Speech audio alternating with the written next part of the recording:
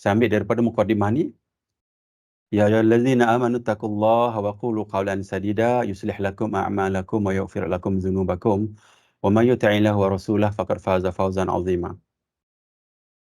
So ayat ni surah Al-Ahzab ni Allah bagi tahu, wahai orang-orang yang beriman, bertakwalah kamu kepada Allah dan ucapkanlah perkataan yang benar.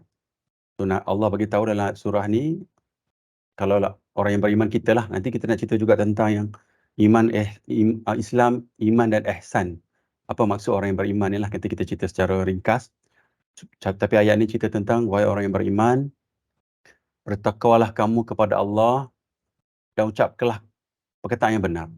Nescaya Allah akan perbaiki amal-amalmu. Tengok apa, kalaulah kita dia jujur dalam kehidupan kita, tak kira lah di mana-mana pun kita duduk, kerja ke, di rumah ke, di mana-mana saja, di kalangan jiran-jiran ke, apa yang Allah bagi kepada kita, ini keimanan kita kepada ayat-ayat Allah kan. Nescaya Allah akan perbaiki amal-amalmu. Allah bagi amal-amal kita ni, sebenarnya Allah bagi amalan yang sahih. Kita faham apa yang benar-benar yang Rasulullah nak kita buat. Kalau tengok ini amalan banyak kan. Sebab kita bercampur dengan motivasi agama kita ni lahir Islam kan. So benda tu tak lekat dalam jiwa kita. Kalau kita betul-betul tengok ayat ni, Allah bagi tahu kalaulah kita cakap benda yang benar, Allah akan perbaiki amal kita dan ampuni dosa-dosa kita. Dan barang siapa mentaati Allah dan Rasulnya, maka sungguh dia menang dengan kemenangan yang agung. Kemenangan yang agung ni adalah kemenangan selepas mati lah. Atas dunia mungkin kita kena banyak. Macam sirah Nabi Rasulullah SAW masa di Mekah kan. Kalau tengok memang kalah habis kalah. Sehingga dia keluar daripada Mekah pergi ke Taif.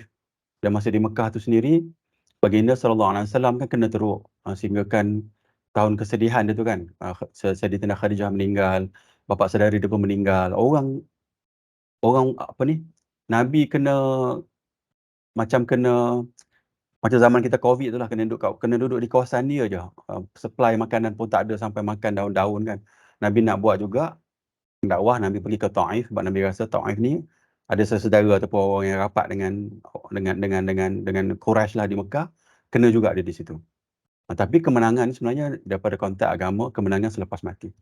Jadi daripada ayat ni, kita nak baca beberapa hadis supaya kita dapatlah ambil iktibar, dan juga dengan banyaknya baca hadis, hadis yang sahih ni bila kita baca, yang kita tengok daripada perkataan, lengok bahasa walaupun dia translation kan. Dan kita dengar, maknanya Nabi lah berbicara melalui apa yang ulama rekodkan kan. So dekatlah dengan orang yang kita secara teori, secara lafaz mulut kita kata kita cinta kan. Kita nak dekati lagi kecintaan kita tu. Daripada dengar-dengar secara teori, kita nak dengar juga apa yang Nabi kata walaupun ni dalam terjemahan lah. So di riwayat Sahih Bukhari ni, Nabi kata, Ibnu Mas'ud menunturkan bahawa Rasulullah SAW bersabda, hendaklah kalian sentiasa berlaku jujur. Nabi kata, kena jujur. Kerana sesungguhnya jujur itu mengantarkan kepada kebaikan, dan sesungguhnya kebaikan akan mengantarkan kepada syurga. Kejujuran ni akan hantar kita kepada syurga. Maknanya, pathway tu dah ada dah kalau kita jujur. Jika seseorang sentiasa berlaku jujur dan berusaha untuk jujur, nampak, berlaku dan juga berusaha. Kita ni manusia biasa, orang ni macam-macam dia punya background kan. Ada yang keluarga dia memang teruk, ada yang baik, ada yang bagus, ada yang memanglah keluarga dia bapak dia ajar jujur daripada kecil, ada yang tak jujur pun daripada kecil. Dia dengar keluarga bapak dia menipu. Asyik duduk berhelah aja kan, macam-macam dia dengar, dia bawa perangai aku sehingga ke besar. Dia nak ubah susah. Tapi bila dia baca, dia dah faham agama, dia dah matang, dia rasa dia nak berubah, dia dalam konteks lah berusaha untuk jujur. So kita nak dan kita ni tak sempurna lah, saya rasa kita ni dalam keadaan ni lah nak berusaha untuk jujur. Maka dia dicatat di sisi Allah sebagai orang yang jujur. Maknanya orang yang nak berusaha jujur tu, Allah catat dia sebagai orang yang jujur. Walaupun banyaklah benda yang kita akan slip through lah daripada perangai kebiasaan kita kan. Menipu juga, tak jujur juga, tapi kita nak kepada jujur tu. Ada usaha ke arah tu. Hati-hatilah kalian dari berbuat dusta, kerana menipulah, kerana sesungguhnya dusta akan mengantar kalian kepada kejahatan, dan kejahatan akan menghantar kepada neraka. Jika seseorang sukanya berdusta, suka kuat betul menipu kan, dan berusaha untuk berdusta, dia berusaha untuk menipu, sebab ada certain keadaan ni kita memang kadang-kadang ke arah tu, ke jalan tu, sebab mungkin ada ancaman apa-apalah untuk jaga kepentingan personal lah. Maka ia akan dicatat di sisi Allah sebagai pendusta. Hadis riwayat Bukhari. Saya bawa lagi banyak ayat Quran dan juga hadis yang kita bacalah. Firman Allah Ta'ala, hai orang-orang yang beriman, bertakwalah kepada Allah, dan hendaklah kamu bersama orang-orang yang benar. Orang benar ni orang yang jujur lah. Nabi kan bawa benda-benda yang benar. Musyrikin Mekah, pak saudara dia pun semua bantah dia kan. Kenapa? Berbeza sebab dia bawa benda yang lari ataupun apa ni, tak sama dengan apa yang musyrikin Mekah buat pada masa tu. Pada masa tu, musyrikin Mekah ni mereka ikuti amalan nenek moyang mereka. So apa yang berbeza dengan nenek moyang mereka, dia akan bantahlah macam itulah. So Nabi bawa benda yang lain.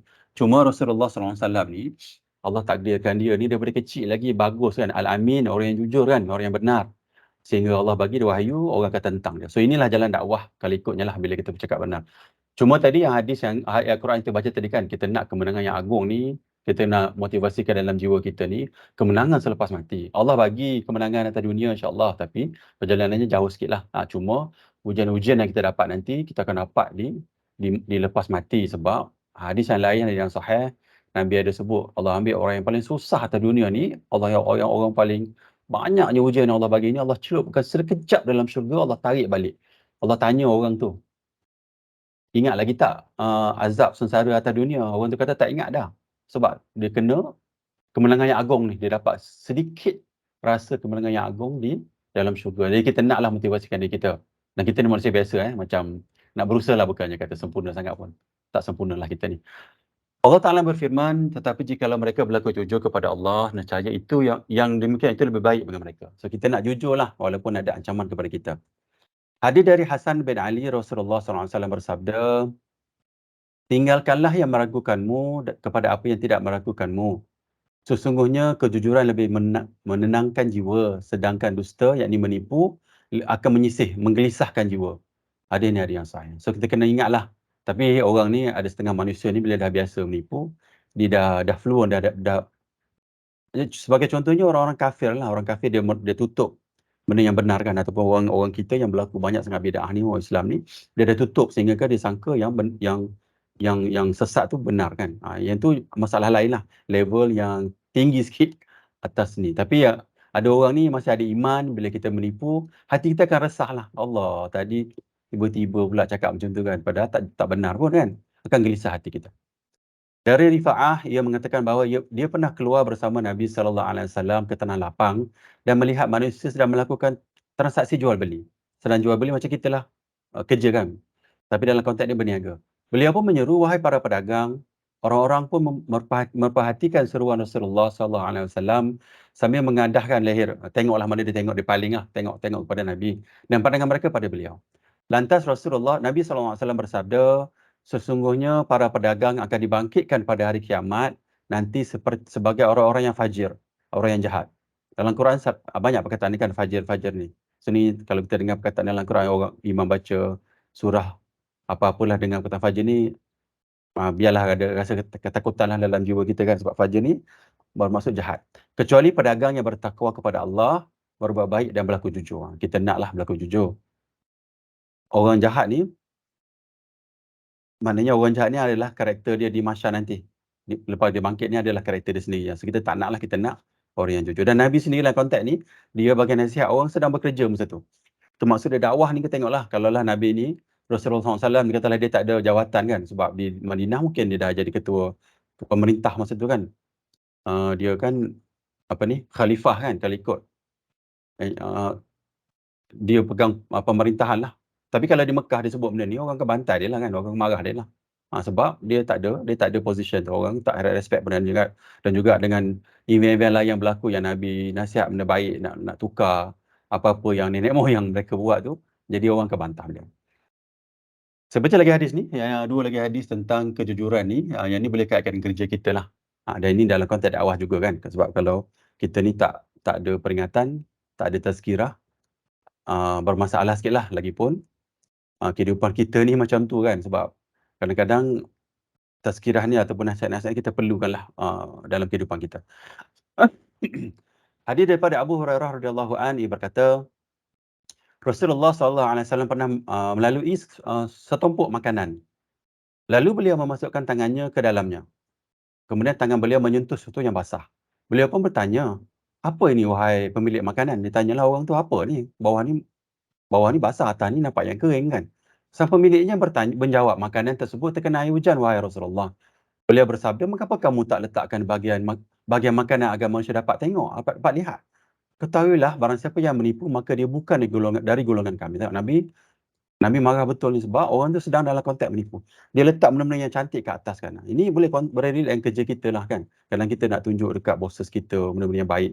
Tapi benda-benda yang kotor, buruk kat belakang tu, kita letak kat belakang. Ini penipuan. Ini jelas daripada apa yang Nabi sebut. Kita ni walaupun orang akan ambil tindakan kepada kita pun sebab orang tengok apa ni tak betul kan.